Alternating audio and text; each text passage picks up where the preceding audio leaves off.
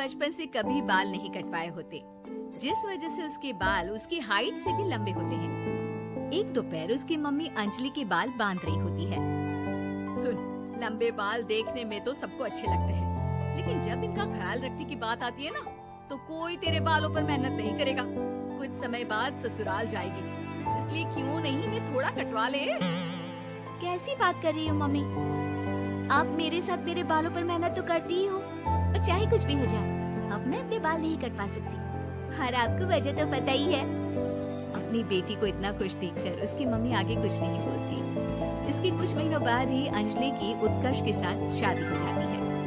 तुम्हारे बाल बहुत अच्छे हैं, मेहनत साफ दिखती है। मतलब तुम भी इन पर मेहनत करने के लिए तैयार हो? अरे मुझे क्या मेहनत करनी होगी, चलो जो भी हो बता देना, गुलाम हाजिर हो जाएगा मैडम। पति की बात सुन अंजलि हंस पड़ती है। दिन बीतने लगते हैं, सब कुछ अच्छा चल रहा होता है, लेकिन सिर्फ उसी दिन तक जब तक सिर धोने की बारी नहीं आती। और वो दिन आते ही अंजलि उत्कर्ष के पास जाती है। सुनिए ना, मैं अकेले हेयर वॉश नहीं कर सकती, प्लीज हेल्प कर दो। अरे यार, आज तो बहुत इम्पोर्टेंट मीटिंग है, जल्दी ऑफिस पहुंचना है। कल कर लेना, पक्का मदद कर दूंगा। सॉरी यार। उत्कर्ष वहाँ से चला जाता है, जिसके बाद अंजलि शैम्पू की बोतल लिए सास के पास जाकर उनसे मदद मांगती है। जहाँ अंजलि की बात सुन सास जोर जोर से हंसने लगती है। बावली हो गई है क्या? तेरे बाल धोऊंगी, जब अकेले संभाले नहीं जाते तो इतने लंबे बाल किए ही क्यों? ये कहकर सास भी वहाँ से चली जाती है। अंजलि मन ही मन सोचती है, मम्मी सही बोलती थी, तारीफ सब करेंगे, पर थोड़ी भी मेहनत कोई नहीं करेगा।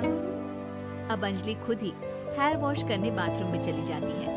इस बात को 3 घंटे बीत जाते हैं, लेकिन अंजलि बाथरूम से बाहर नहीं निकलती। सास बाथरूम का दरवाजा खटखटाती है। अरे ओ महारानी, अंदर घर बसाने का प्लान है क्या?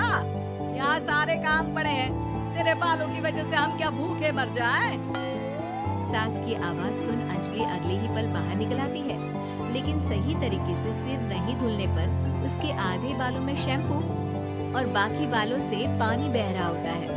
हाय नास पीटी, इतने घंटे लगा दिए फिर भी इन्हें ठीक से धो कर नहीं आई। अब क्या सारे घर में पानी पानी करती घूमेगी? अरे कहीं मुझे ही ना गिरा दियो। आज तक कभी अपने आप हेयर वॉश नहीं किया, हमेशा मम्मी हेल्प कर देती थी, इसलिए टाइम लग गया।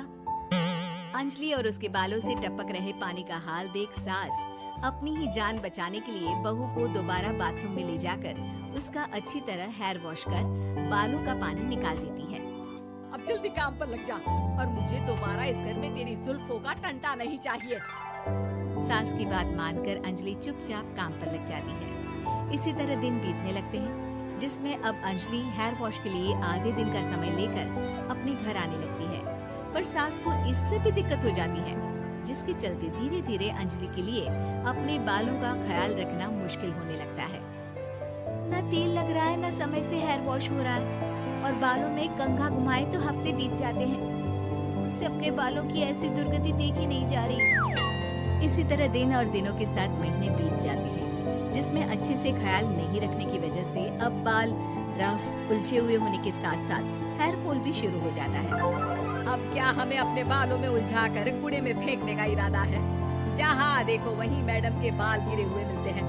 अरे कटवा क्यों नहीं देती इन नासपीटों को? तभी उत्कर्ष वहाँ जाता है। अरे कैसी बात कर रही हो माँ, आपके बोले बिना वो सब कुछ कर देती है, और बदले में जब सिर्फ अपने बालों के लिए जरा सी मदद चाहती है तो आप उसे ऐसी बातें सुनाती हो।